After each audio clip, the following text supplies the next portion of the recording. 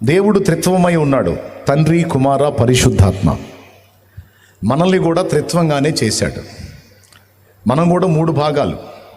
తెలుసా మీకు ఆ సంగతి? ప్రాణము, ఆత్మ, శరీరం. నా ప్రాణం అల్లాడిపోతుందయ్యా అన్నది ఒక ఆమె. నా ప్రాణం అల్లాడిపోతుందా? సరే కానీ అల్లాడిపోతుందని చెబుతున్నా నువ్వెవరివి? ప్రాణానివి కాదా? నేను ఆత్మలే.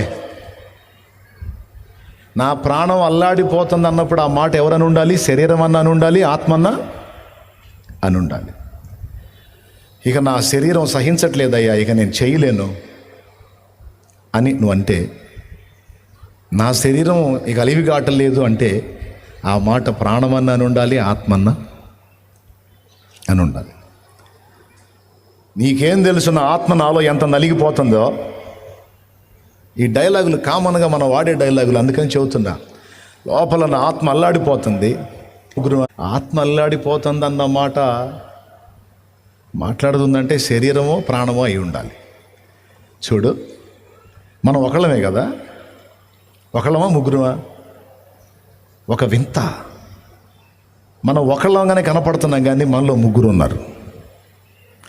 ఆ 3 ఎవడు కోడే నేను నేను నేను అనుకుంటున్నారు, మళ్ళీ 3 కలిసి ఒకడే. ఊరు బాబా ఏంది మాకు ఈ గొడవ అనుకోవాకండి. నా ప్రాణం అంటాడు, నా ఆత్మ అంటాడు, నా శరీరం అంటాడు.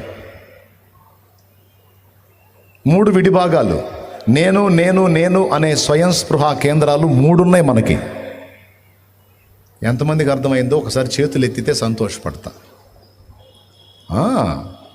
అర్థమైంది? ఆహా, గ్రేటే, మీరు ఈజీగానే అర్థం చేసుకున్నారు. ఈ పోలిక ఎక్కడి నుంచి వచ్చింది మనకంటే దేవుడి నుంచి వచ్చింది.